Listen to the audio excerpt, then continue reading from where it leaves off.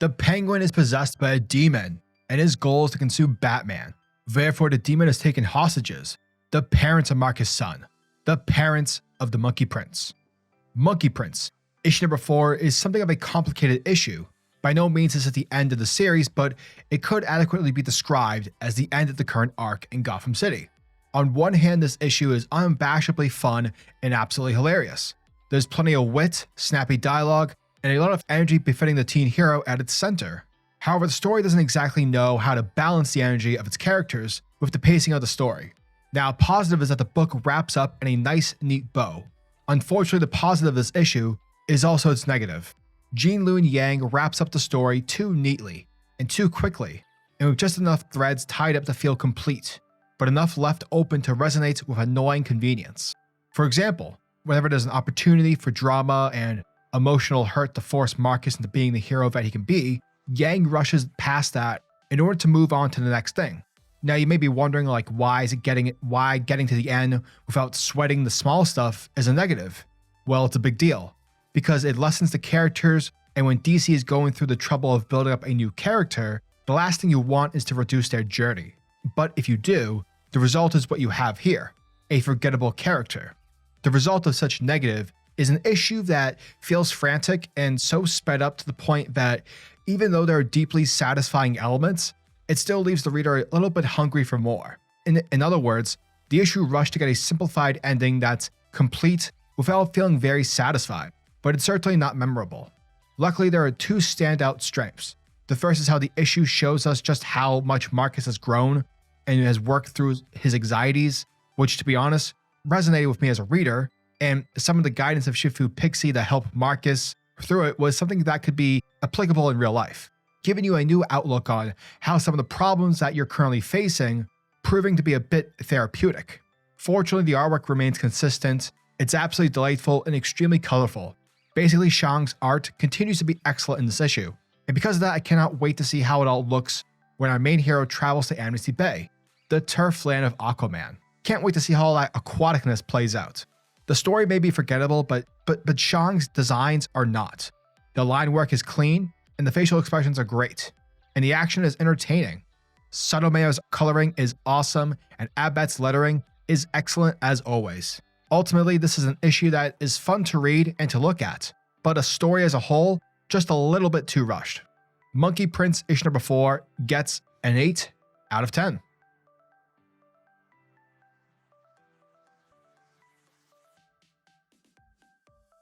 Our story picks up on the Gotham City rooftops, where Shifu Pixie is trying to convince Marcus to overcome his fear of Batman. Because right now the Monkey Prince needs the help from a detective to find the location of where the Golden Horde Penguin is keeping his parents hostage. But Marcus lets his mentor know that Batman isn't the only detective in Gotham City. And with that, Marcus forms a Robin signal via his burp clouds. And with Robin grappling up to the rooftop, he is quickly surprised to see that it's the Monkey Prince, and a discount version of Professor Pig, which, by the way, is pretty messed up, but quite clever. Monkey Prince lets Robin know that they need his help in locating the Golden Horde Penguin.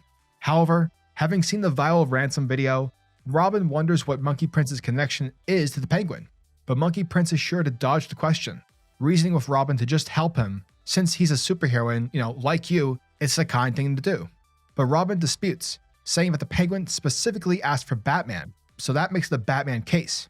However, that is good for Robin because he has his own case to focus on, which entails bringing in Monkey Prince. With Robin squaring off for a fight, Monkey Prince reasons to the Boy Wonder, proposing to cut a deal.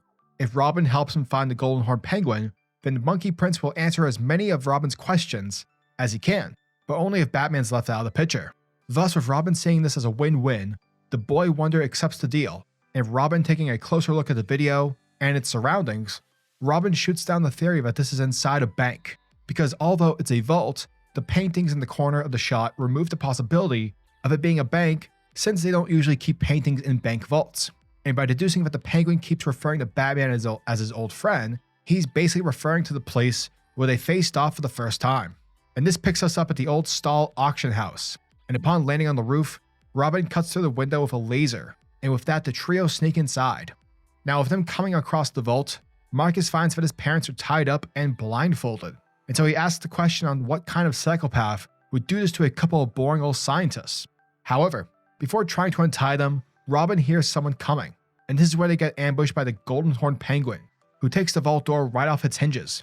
And bada bing, bada boom. The two heroes take the fight to the golden horned penguin, but sadly he proves to be a tough match for the young heroes, letting the foolish children know that he's done playing around, and that he wants Batman to come out to play. And voila, this is where we see the arrival of Batman himself, armed with brass bat rings, and he begins hitting the golden horned penguin with a devastating blow that sends the villain reeling backwards, like a bitch. Bah, I'm crazy. However, with the sight of Batman, Marcus begins to lose his concentration. Thus, the Monkey Prince falls right through the cloud, falling splat on the ground, ending up with his head and his limbs severed from his torso. Monkey Prince begins calling out to Shifu Pixie for help, and he quickly appears in the form of a rat. And he lets Marcus know that his fear of Batman is simply a temporary and fleeting emotion. Therefore, what Marcus needs to do is recognize when his fear begins to take over him, observe as the fear runs its course through his body. But when it's finished, he needs to acknowledge that it's not him and that he needs to let it go. And with that, Marcus takes control of his magical monkey limbs to inch them closer to his body, to become whole again. Meanwhile, the awe-inspiring dynamic duo take down the golden horned penguin, using the bat rope to ensnare the beast, while at the same time, Marcus goes to untie his parents. But suddenly that's when he gets stopped by Batman, asking the Monkey Prince on what the hell does he think he's doing. Using the advice given to him by Shifu Pixie, Marcus builds up the courage to talk back to Batman, letting him know that he's freeing the golden horned penguin's hostages, and of course he does this by making a sarcastic remark about how the world's greatest detective couldn't even figure that out. So yeah, Marcus is feeling himself a bit. However, Batman lets him know that after IDing every single victim of the golden horned penguin, he learned that they were all members of the Penguin's criminal organization, which leads Batman to suspect that the same is true for the hostages, which is why he's going to bring them in along with the Monkey Prince and his pig friend. And so with that, Marcus realizing that Batman believes his parents are the Penguin's henchpeople, Monkey Prince asks Robin to vouch for him and to tell Batman that he's one of the good guys. However, while the heroes are distracted, the demons of the Flame Planets sneak in and untie the golden horned penguin, and from there they begin to surround Batman and Robin. But for Marcus, he uses the opportunity to load his parents onto a cloud and to fly them to safety. But with Shifu Pixie transforming himself back into his original form, he stops Monkey Prince from leaving, telling him to focus on the mission, because he elaborates that many centuries ago, Marcus's father's mission was to protect a saint from getting eaten by demons. And similar to that, Marcus's mission was to protect the heroes of this realm. But right now, Marcus is failing, because at the moment, the golden horned penguin has gotten a hold of Batman and has begun to feed on his energy. Pixie also lets Monkey Prince know that the ruler of the Flame Planet is assembling a team of demon generals, and if they consume enough heroes, they'll secure for themselves the 8 immortal powers which will spell doom for the realm. Therefore, he's got to put his parents down and do what must be done. Unable to believe that Shifu Pixie wants to leave his parents and to go save the guy who literally cut Monkey Prince's head off, Marcus refuses to do so. However, he gets burdened by the immense feeling of guilt. But what can he do? It's not like Marcus can be in 2 places at once. However, that's exactly the idea, and so he asks Robin to throw one of his batarangs right through his torso. But with Robin thinking that the Monkey Prince has gone completely nuts, Monkey Prince assures Robin to trust him and to just do it, like Nike. Thus, Robin obliges and throws a batarang, cutting the Monkey Prince into 2. With the lower half of the Monkey Prince flying his parents to safety, the upper half launches itself at the golden horned penguin, telling him to let go of Batman. And with that, the Monkey Prince pulls the beast away from the Dark Knight, scaring the demons away, who upon seeing the Monkey Prince, believe that Sun Wukong, the true Monkey King, has returned from being lost in the Phantom Zone. With his parents safe, the lower half returns to the fray, reattaching itself to become whole, and with that, Monkey Prince, still offended by the pet monkey comment, he makes it clear to the villain that he's the mother-flippin' Monkey Prince, and as he opens a can of soda given to him by Pixie in order to stop the demon, and from there the young heroes unload a barrage of devastating blows against the Golden Horned Penguin, which eventually exorcised the Golden Horned Demon from the penguin. And with the demons running away with what remains of the Golden Horned Demon, Batman apprehends the penguin. As Batman thanks Monkey Prince for his help, he lets the young hero know that he still has questions for him, questions that need answering. But Monkey Prince flips out since he just saved Batman's life from being beaten up by a demon. but Robin reminds him that he also promised to submit to interrogation. And that's when Shifu Pixie intervenes, reminding Monkey Prince that his mission is over because Batman is safe, which is why they need to get going. Thus, Pixie drops a smoke bomb, leaving a fake trail of cloud for Batman and Robin to chase. When in reality, once the protectors of Gotham City leave the room, Monkey Prince gets out of a safe, which turns out to be a transformed state of Shifu Pixie. And with that, Monkey Prince and Shifu Pixie fly away. Meanwhile, the remains of the Golden Horn Demon actually manage to consume enough of Batman's power to maintain a corporal form, and so it lets his minions know that he's tasted the true power of immortal fear. And from there, the demons take the Golden Horn King through a boom tube, back to their hellish realm. Picking up the next day at school, we have Marcus calling the peer counseling service, and he begins to vent off, saying that his family moves around a lot because of his parents' work, which he recently is beginning to realize that it's probably more complicated than he previously thought.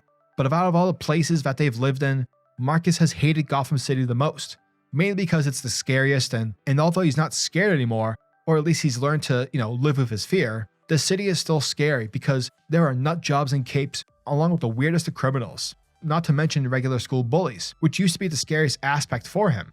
But after recent events, he basically wanted to say that he thinks he can handle them, and that maybe Gotham City can actually be a place he can call home. From there, Marcus meets up with Kai, and along with her brother Riz, tagging along from behind. And surprisingly, Riz is here to apologize. He's sorry for acting like a douchebag, to which Marcus appreciates and accepts like a true hero. After that, Marcus and Kea have a moment where he tells her that as pure counselors go, she's not too bad, and just when things are about to become romantic, Michael Bayisms are put on display when the two get interrupted by Marcus's parents, who are calling from the car as they've come here to pick him up. With Marcus getting in the car, saddened by the news that him and his family are moving again, he takes one last look at Kea before asking his parents where they're heading off to. And as the family enter the location on a GPS, it's shown that their new home will be in Amnesty Bay. And that, folks, was the end of Monkey Prince, issue number 4. And thank you guys for checking out my video, as it truly means the world to me. And as always, I'm your majestic Sayo over at SuperCliff, and if you guys are new to the channel, then do me a solid by smashing that like and subscribe button, and also hit the notification bell so that you'll never miss out on an upload, and so that you'll always be kept up to date with your favorite top tier comics happening in the comic book world. Now tell me, what are your thoughts and opinions on this issue? Are you guys excited for issue number 5? Let me know down in the comment section below. And until the next video, peace.